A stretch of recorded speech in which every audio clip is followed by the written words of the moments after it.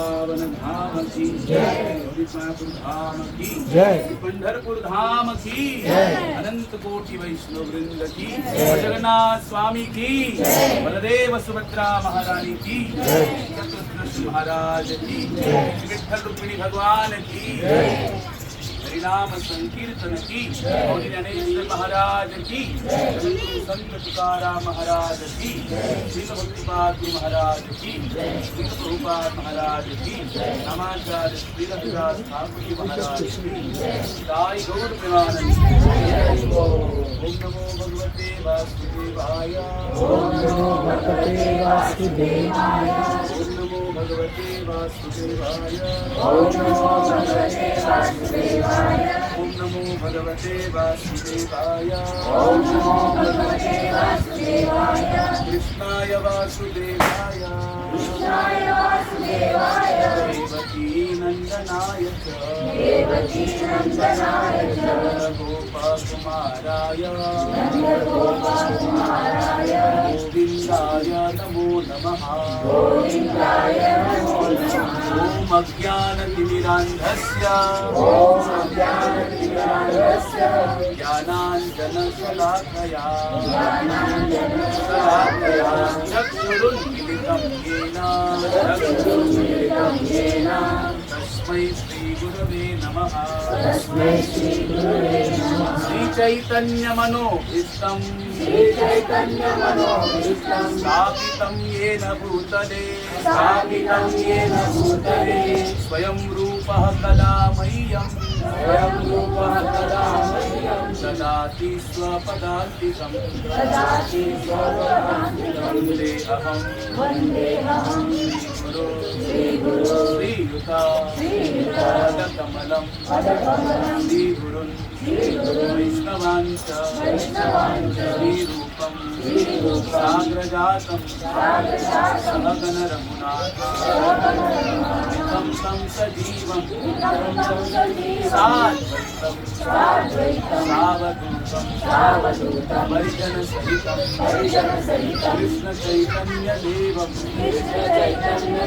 श्रीराधा कृष्णपादान् सहगण ललिता श्रीविशाखान्वितानि च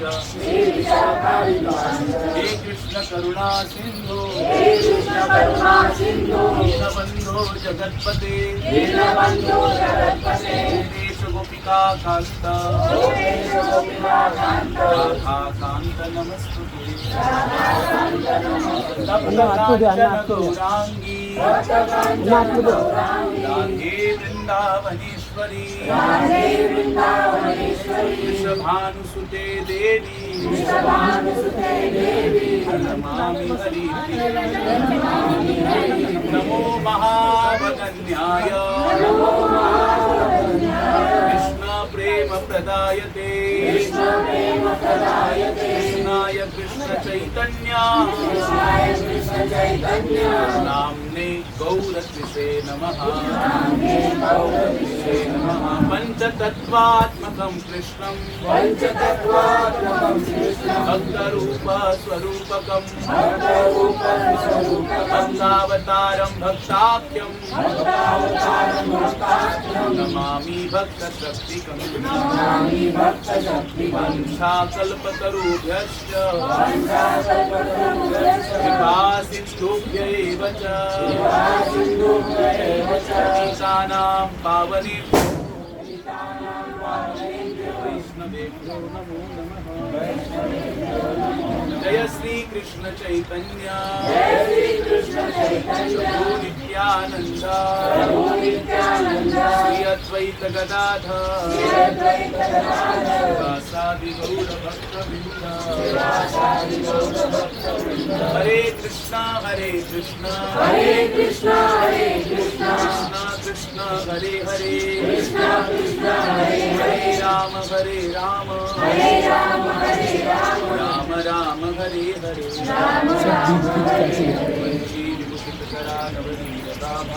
पीताम्बराधरुणबिम्बपदाधरोष्ठा मुरलीन्दुसुन्दरमुखाधरलिङ्गनेत्रा कृष्णात्परं वरहापीडं नटवरवपुः कर्णयो कर्णिकाण्डं सिद्धदवा सकनकपिशं वै जयन्ती समाना रन्ध्रानवेणुरधरविकया पूरयन् गोपवृन्दै वृन्दारण्यं समदरभूषाविशन्तीपचेति कृष्णत्वदीयपदपङ्कजपञ्जरान्तम् अद्वैव मे विशतुमानसराजहंस प्राणप्रयाणसमैकभवातपित्तैः कण्ठावरोधनविभो स्मरणं सुखस्ते मजजन्मणः फलमिदं मधुकैटभारे मतप्रार्थनीयमदनुग्रह एषैव वदभृत्य परिचारक भृत्यस्य भृत्य इति मां स्मरलोकनाथ जय जय श्री राधारमण जय जय नवला किशोर जय गोपी चित्तचोर जय जय माखन चोर जय जय माखन चोर प्रभु जय जय माखन चोर वृंदावन बिहारी लाल की जय तुलसी बारे की राधा रानी की जगन्नाथ स्वामी की गुरुदेव सुभद्रा महारानी की विठ्ठल रुक्मिणी भगवान की राधा दामोदर कार्तिक मास की श्री राधा दामोदर भगवान की तो आज जो है भगवान श्री राधा दामोदर कार्तिक मास और आज की चतुर्दशी है ना, कार्तिक मास की चतुर्दशी और कल है पूर्णिमा। कल कार्तिक मास का विराम हो जाएगा और इस कार्तिक मास में हमने जितना भी व्रत किया है या जो भी दीपदान किया है उसकी फलश्रुति ये है कि भगवान श्री कृष्ण की कृपा का हम क्या हो गए, एक पात्रता हमारे अंदर आ गई, योग्यता आने के कारण कृष्ण कृपा से हम उनके धाम की प्राप्ति।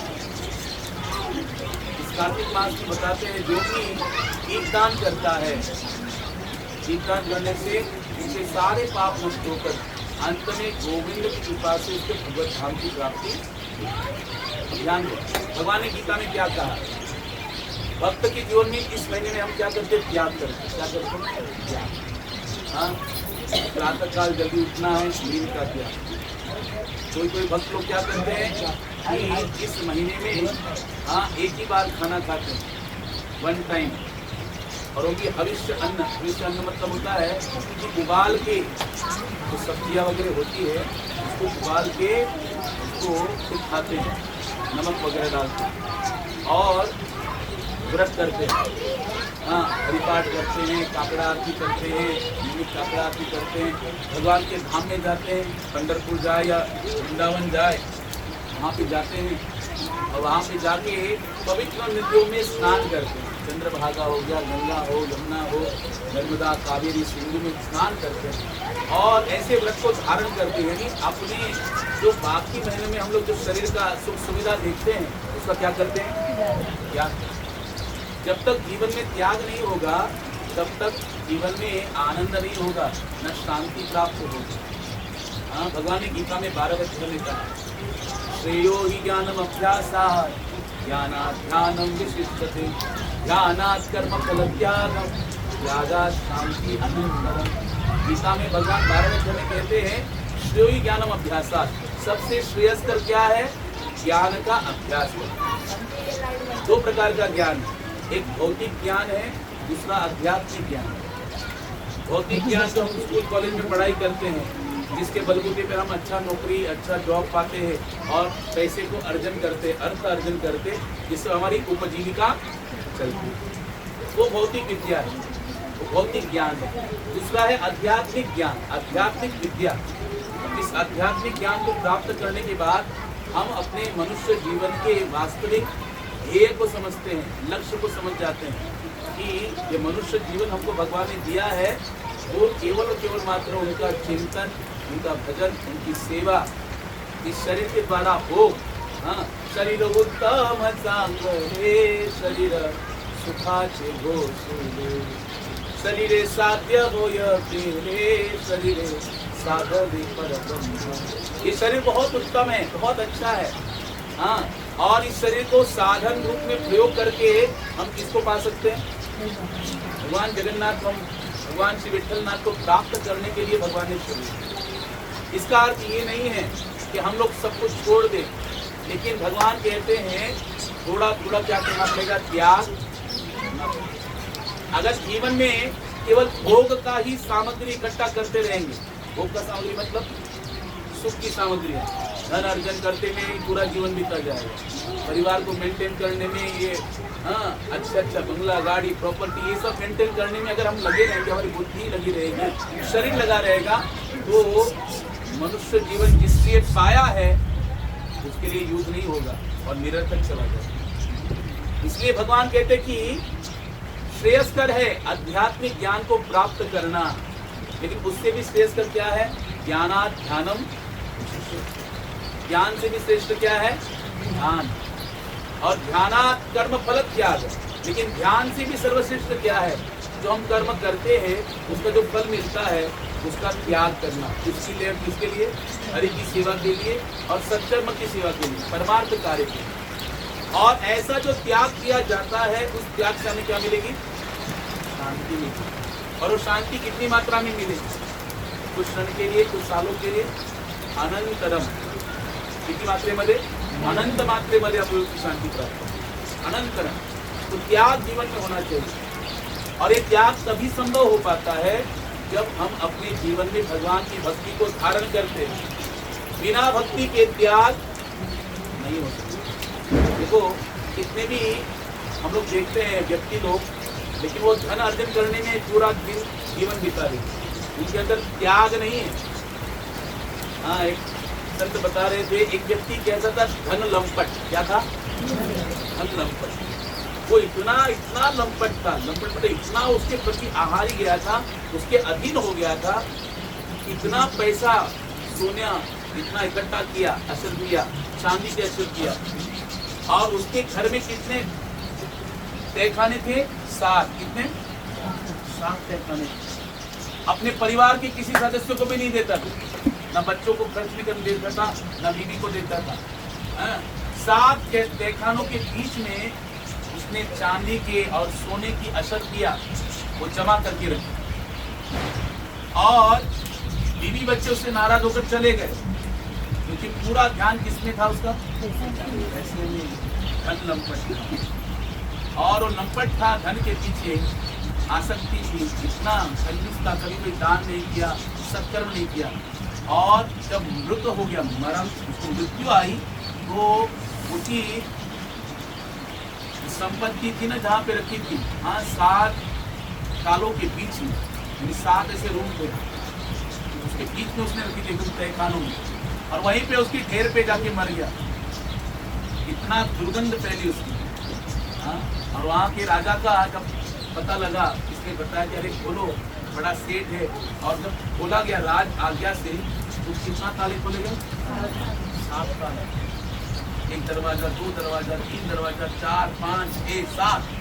7वें दरवाजे के पीछे वो सारा संपत्ति था, जिसके ढेर पे वो मरा पड़ा था। इतना गंदा बास आ रहा था, और दुर्गंध निकल रही थी। कोई पास में जाने के लिए तैयार नहीं था, लेकिन राज आज्ञा से सेवक को जाना पड़ेगा। और वहां पे गए सेवक लोग, उसके अंत्य संस्कार की विधि करने के लिए उसकी बीवी को बताया, उसके बच्चों को आमंत्रित किया, अरे आओ, तुम्हारा पिता मर गया, तुम्हारा पति मर गया। बोले मर गया तो मर गया, हमें उससे को लेना देना नहीं। हमने उसको सबका छोड़ दिया। बताओ, इतना धन अर्जित किया, लेकिन अंत्य संस्कार के समय ना पत्नी वहां पे आई ना बच्चे आए। बताओ ऐसे धन का क्या करना। लेकिन राज आज्ञा थी, तो राजा के सेवकों ने उसका अंत्य संस्कार किया। अंत्य संस्कार किया, फिर बोले ये धन जो है, कम से कम धन लेने तो आओ, प्रॉपर्टी का बट। बोला हमको धन भी नहीं चाहिए, उसका धन भी नहीं चाहिए, हमको कुछ नहीं चाहिए, आप ही करो क्या करना है। अच्छा, जिसका धन किसी का नहीं होता, वो किसका होता है, राजा का होता है, राजा की संपत्ति होती। तो उसने क्या किया, वो सारा धन कितना था, आज से 100 साल पहले की बात है, कितने साल की पहले, तो सोने की अशर्फिया कितनी महंगी होगी, कितना मूल्य होगा।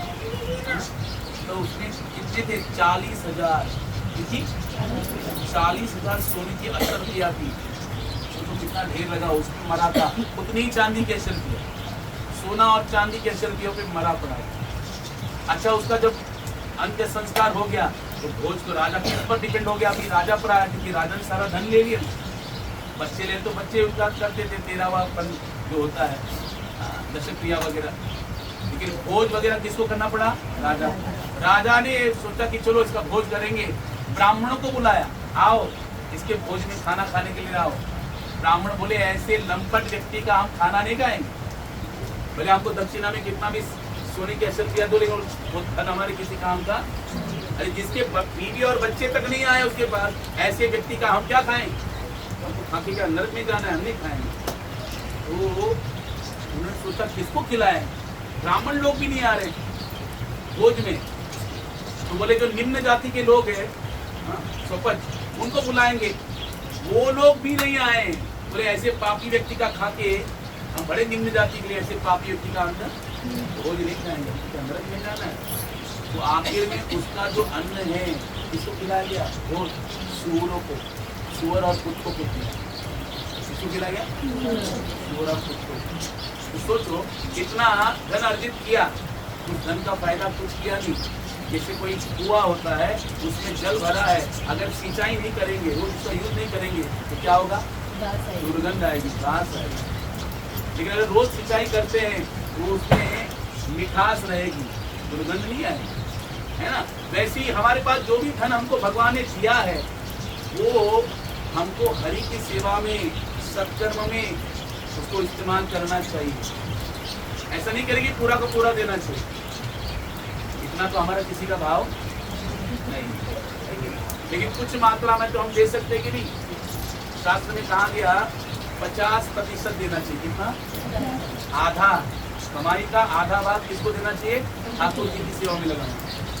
बोले अर्ध बताई जरूरत पड़ी होगी, कभी कर दिया लक्ष्मी, तभी भगवान का श्लोक याद आ जाता है, शास्त्र की सारी बातें याद आती है। जब देने की बारी आती है ना, हाँ, तो शास्त्र की बातें 50% क्या जरूरत है? अरे ब्रह्म संहिता में कहा है, ब्रह्मा जी स्वयं कहते हैं, क्या कहते हैं?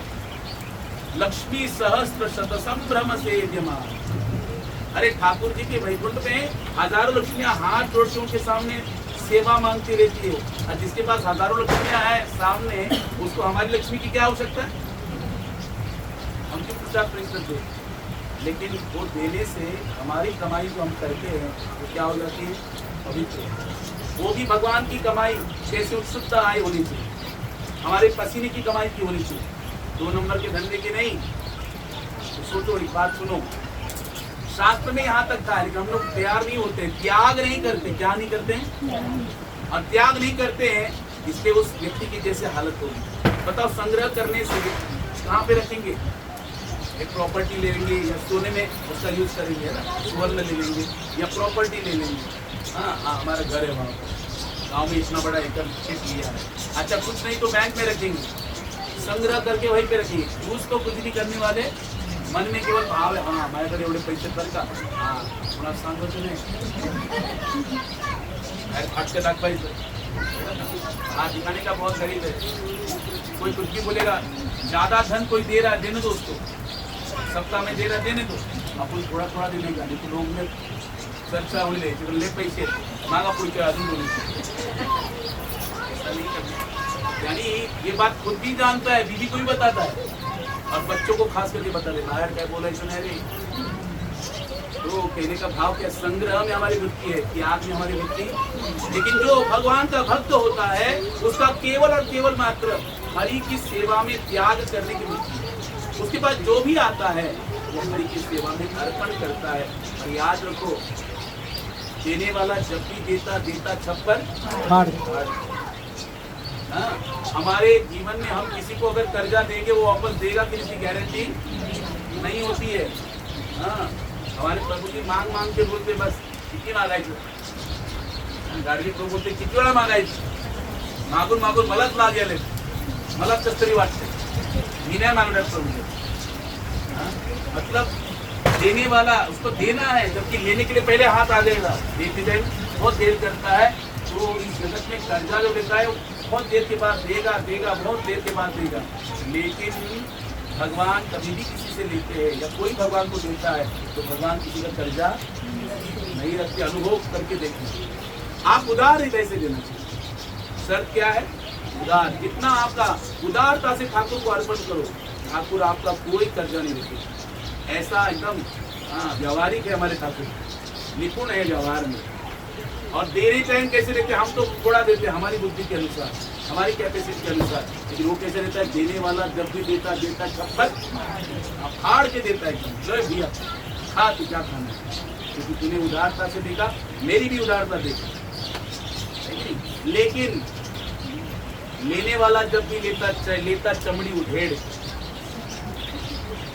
क्या भगवान का वो स्लोगन जो है ना, वो कहावत आदि है, देने वाला जब भी देता छप्पर फाड़ के। लेकिन वो आधा कहावत है, लेने वाला जब भी लेता चमड़ी उधेड़। ठाकुर जी जब लेने लगते हैं तो चमड़ी उधेड़ के लेते हैं। भक्त के जीवन में जब विशेष कृपा करते हैं ना, हमको लगता है अरे वाह वाह वाह वाह, हाँ बहुत धंधा अच्छा चल रहा है, बहुत लोग आ रहे हैं, पैसा आ रहा है, घर में सब सुख समृद्धि है, किसी का कोई कष्ट नहीं है, किसी कोई रोग राई नहीं है, सब गांव में भी अच्छा है, इधर भी अच्छा है। भगवान की विठ्ठलाची कृपा आहे. ले रे पांडुरंग पावला रे बाबा. हा पांडुरंग पावला नाही कळलं का. असाली जो पावत नसतो. भगवान की विशेष कृपा कब है? तस्याहम अनुग्रहणामि हरिष्ये तत् धनं क्षणम. जब हमारा सारा धन हर ठाकुर जी खींच के ले लेंगे, हमको कोई सहारा नहीं बचाएंगे, अपमानित कर देंगे, दुख हमारे जीवन में आएगा, तो समझना कि ठाकुर जी की विशेष कृपा है. क्योंकि उस समय कोई सहारा नहीं रहेगा. जब तक जेब में है पैसा, लोग पूछेंगे आप है, पैसा नहीं तो कोई पूछने वाला नहीं. तब किसके ऊपर डिपेंड रहेंगे? कोई सहारा नहीं, भगवान के ऊपर. भगवान यही चाहते हैं. जीव किस पर निर्भर है, किसके पास आए? ये न तेन प्रकारेण मन कृष्ण निवेद्य, उसका मन मेरे में रहे. तो त्याग वृत्ति जीवन में होनी चाहिए. मेरा कहने का भाव इतना ही है. क्या होना चाहिए?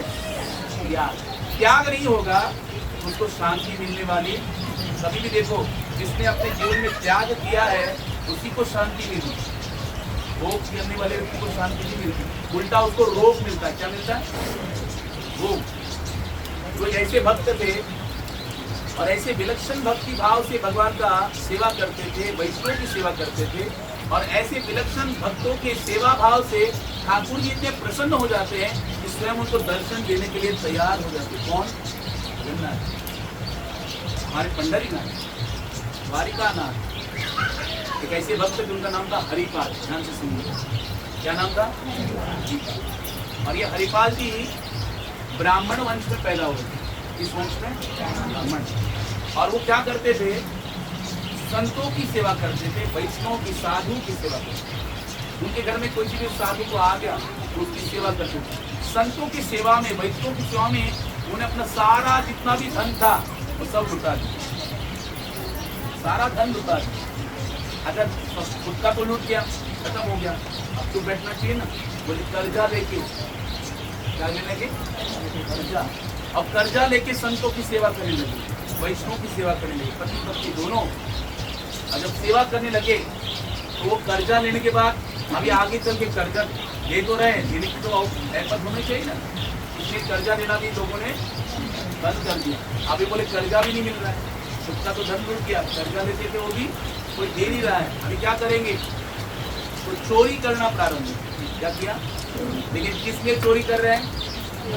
संत सेवा. याद रखो, उद्देश्य अच्छा होना चाहिए. अर्जुन ने हत्या जरूर की, उद्देश्य क्या था?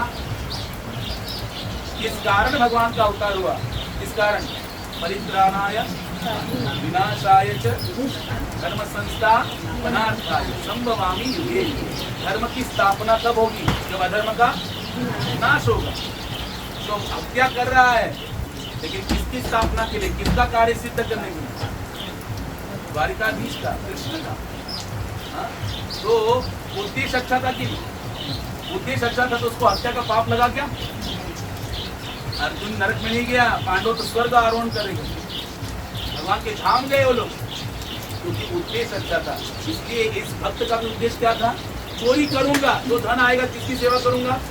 बोलो, संतों की सेवा करूंगा. लेकिन ये विशेष ख्याल रखते थे. क्या ख्याल रखते थे? वो किसी वैष्णव के घर में चोरी नहीं करते, किसी भक्त के घर में चोरी नहीं करते. हाँ, जिसका कंठी माला तिलक देखा, थोड़ा नाम ले रहा है, उसके घर में देखा कि हाँ टेप रिकॉर्डर बज रहा है, भगवान का नाम बज रहा है, बजा रहते हैं प्रभु, ऐसे घर में चोरी नहीं करता। बाकी घर में जो नास्तिक है, हाँ, जो संसारी है, जो 2 नंबर का पैसा कमाता है, ऐसे व्यक्ति का चोरी करके उसका पैसा लेके संतों की सेवा करता। एक बार एक गांव में घुस गए और वहां के एक सेठ जी के घर में रात्रि में घुस गए। कौन? हरिपाल जी। हट्टे कट्टे थे, बलवान थे, पहलवान बॉडी था, और घुस गए, चोरी करने लगे। अब चोरी करते जो चीजें थी कुछ खटपट हुई, उठाते टाइम थोड़ा खटपट हुई तो जो सेठ की जो लड़की थी वो थोड़ा जग गई, आवाज सुन के, और पिताजी देखो थोड़ा खटपट हो रहा है। क्या हो रहा है? लगता है चोर आ गया, आप देखिए।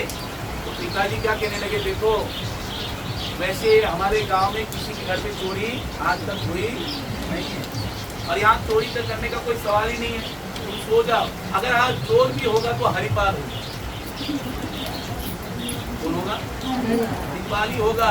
अगर चोर रूप में आया भी होगा तो इतना फेमस है, चोर भी होगा तो हरिपाल होगा, और वो तो जो भी लेके जाएगा संतों की सेवा में ही लगाएगा। तुम चिंता मत करो, आराम से सो जाओ। लेकिन इन दोनों की वार्ता किसने सुनी? हरिपाल ने सुनी, और उसने सोचा अरे ये तो जानता है, तो भक्त का घर है, कह रहे कि हरिपाल लेगा, साधु की सेवा करेगा, तो भक्ति भाव वाला है। उन्होंने क्या किया, वो घर वहीं पे रख दिया, लिया नहीं। मेरा व्रत है कि भक्त के घर में चुराना वैष्णव अपराध लग जाएगा, उसका अपराध लग जाएगा, उसका धन नहीं। तो रात में चोरी करना छोड़ दिया। ध्यान से सुनना, रात में चोरी करना छोड़ दिया। अब क्या सोचे, संतों का तो सेवा करने, कैसे सेवा करेंगे? तो बोले जो जंगल के रास्ते लोग पहले जाते थे, हाँ, आने वाले जो यात्री लोग हैं उनको हम लोग क्या करेंगे, मैं लूटूंगा। लेकिन कौन से यात्री को, उसमें भी ख्याल रखते थे, कोई तिलक वाला, कंठी वाला, भक्ति भाव वाला, ऐसा तो उसको नहीं। लेकिन जो नास्तिक है, भगवान को नहीं मानता है, हाँ, संसार इसको लूटता था हरिपाल।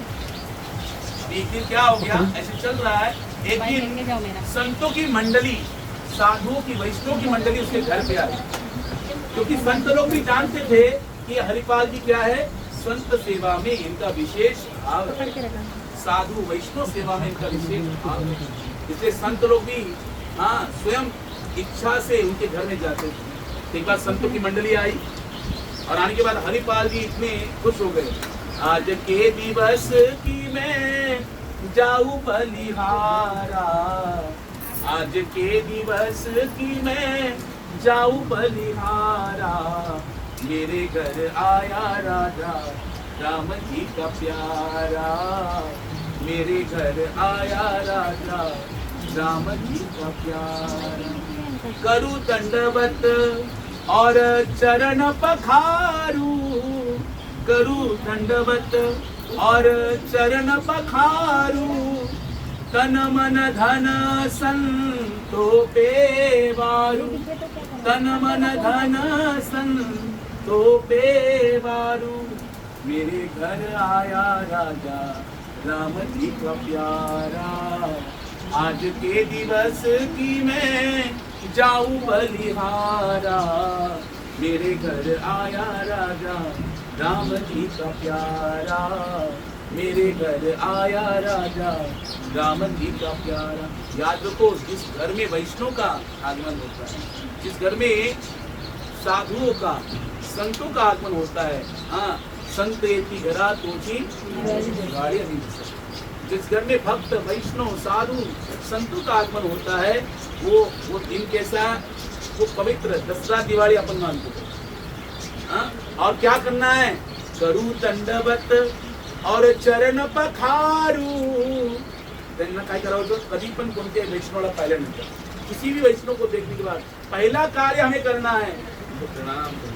क्या करना है, ये प्रणाम उनके द्वारा, उनके हृदय में बैठे श्री हरि को हम लोग कर रहे हैं, भगवान श्री विठ्ठल को कर रहे हैं। और ऐसे वैष्णव को प्रणाम करने से, जो कि क्या है, क्यों वैष्णव को प्रणाम करना चाहिए, वैष्णव को प्रणाम क्यों करना चाहिए, वांछा कल्पतरु भ्रष्ट कृपा सिंधुभ्य एव च पतितानां पावनेभ्यो वैष्णवेभ्यो वांछा कल्पतरु जैसे हर एक इच्छा पूरी करता है जी, वैसे वैष्णव कल्पतरु के समान सबकी इच्छा पूरी करने वाले कृपा के सागर है, पतितों को पावन करने वाले हैं, पापी व्यक्ति को भी क्या कर देते हैं, पावन कर देते हैं, पवित्र कर देते हैं। ऐसे वैष्णव को नमस्कार करना चाहिए। और वैष्णव को क्यों प्रणाम करना चाहिए? क्योंकि भगवान स्वयं कहते हैं कि भगवान के भक्तों के हृदय में हरि विश्राम करते हैं। ठाकुर कहाँ रहते हैं? अच्छा बताओ, सबके हृदय में है कि नहीं? जब भगवान गीता में 15वें अध्याय का 15वां श्लोक क्या बोलते, सर्वस्य चाहम मैं सबके हृदय में रहता। और एक जगह पे भगवान कहते ईश्वर सर्वभूतानां हृदयेषु अर्जुन, तो सबके हृदय में रहते हैं, हम सबके हृदय में हैं। कीट पतंग 84 लाख में जितनी भी जीव है सबके हृदय में कौन रहते हैं? ठाकुर जी। तो हमारे अंदर भी तो रहते हैं। तो ऐसा क्या वैष्णव के हृदय का ऐसा क्या महात्म्य है? इतना क्या वैष्णव का महात्म्य है? बोले वैष्णव के हृदय में, हमारे हृदय में रहते हैं साधारण रूप से, लेकिन शुद्ध वैष्णव के संतों के हृदय में रहते हैं विशेष रूप से। कैसे रहते हैं?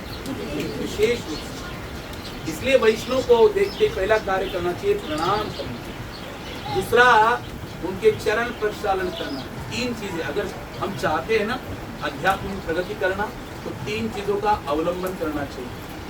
भक्त पद धूलि, आर भक्त पद जल, भक्त भुक्त अवशेष, 3 महाबल।